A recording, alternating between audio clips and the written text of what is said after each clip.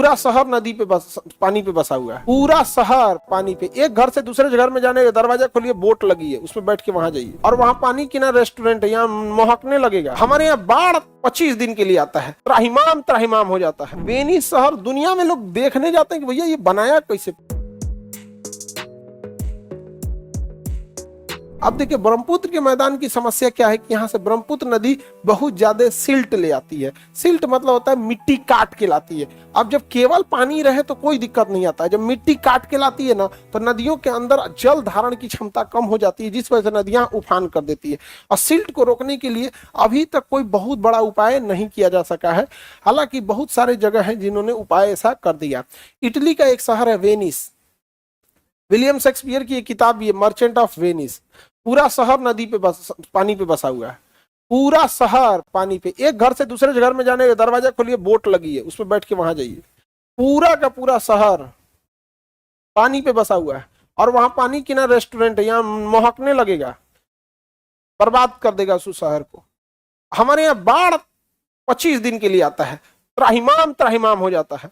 और वो पूरा वेनिस शहर दुनिया में लोग देखने जाते हैं कि भैया ये बनाया कैसे। पूरा समुद्र में शहर है, हर गली में जाने के लिए मोटरसाइकिल ये सब नहीं, नाव चलता है वहां। हमारे यहाँ ऐसा नहीं है। तो सिल्टेशन एक बहुत बड़ी समस्या है। अब इसकी सहायक नदियों को श्याम सुंदर कुमार, देखो बाबू, ब्लैक डायमंड, श्याम सुंदर, ब्लैक ब्यूटी। श्याम मतलब ब्लैक, सुंदर मतलब ब्यूटी, ब्लैक ब्यूटी। कहना है सर सहायक नदियों को भी बता दीजिए।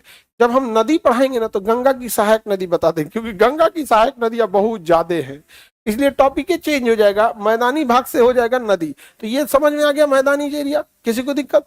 अब हर मैदान की विशेषता एक जैसी होती है कि वहाँ उपजाऊ ज्यादा होगा, सिल्टेशन ज्यादा समस्या होगी, जनसंख्या ज्यादा हो जाएगा, क्योंकि आज से जनसंख्या कोई एक दिन की चीज तो होती नहीं है। हजारों साल की मतलब एक शहर बसाने में कितनी मेहनत लगती है, गाँव तहसील सड़क ये सब बनाने में, तब जाके शहर बसता है। और शहर जल्दी माइग्रेट नहीं होता है, क्योंकि आप अगर मान के चलिए आप पैसा कमा भी लिए तो खूब से खूब अपने जिला में चले जाएंगे, यही ना चले जाएंगे।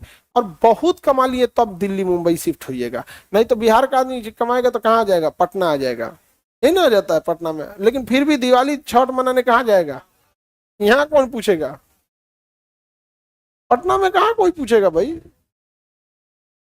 गांव में यहाँ तो बारात जाता है तो दूल्हा को छोड़ के आगे निकल जाता है 5 गो बाराती, दूल्हा जाम में पहुंच जाता है। और पटना में तो ऐसा ऐसा गली है जिसका कोई हद नहीं। तो एक यहाँ पे पटना कॉलेज के सामने का जो एरिया है वो पूरा पतला पतला गली है। तो वहाँ एक आदमी थे, तो उनसे पूछे कि बताइए आपके यहाँ बारात ब्याह हुआ था तो विदाई कैसे हुई थी। तो कही कि मोटरसाइकिल पे दुल्हन आई थी, क्योंकि अंदर गाड़ी जा ही नहीं सकता था, सड़क पे उतार दिया गया दुल्हन को, उसके बाद किस पे बैठाया गया, मोटरसाइकिल पे। समझ में गया कि नहीं। तो हम पूछे दुल्हवा चला रहा था अब गली रहेगी पतली पतली तो जनसंख्या क्या हो गई, ज्यादा हो गई। अब बाद में जो भी शहर बसेगा वो सिस्टमेटिक प्लान तरीके से बसेगा, और जो पहले शहर बस गया वो नहीं प्लान हो पाएगा। जैसे यही पटना का ये एरिया नहीं प्लान हो सकता है। तो जितनी जनसंख्या बसी थी आर्य काल से सिंधु काल तक में भी, तो सिंधु सभ्यता में इस नदी तंत्र पर पूरे शहर बसे थे। और उसके बाद जो सभ्यता आई थी वैदिक सभ्यता, वो वैदिक सभ्यता का नाम वैदिक सभ्यता इसलिए पड़ा गया क्योंकि उसमें संस्कृत का विकास हो चुका था और वेद पुराण इत्यादि का लिखना चालू हो गया था। तो वैदिक सभ्यता इस बेल्ट पर बसी थी और सिंधु सभ्यता इस एरिया में पूरा बसी थी, और वैदिक सभ्यता इस एरिया में। सिंधु सभ्यता एकदम आधुनिक थी, वैदिक सभ्यता एकदम ग्रामीण थी। अहोम सभ्यता, अहोम वगैरह ब्रह्मपुत्र,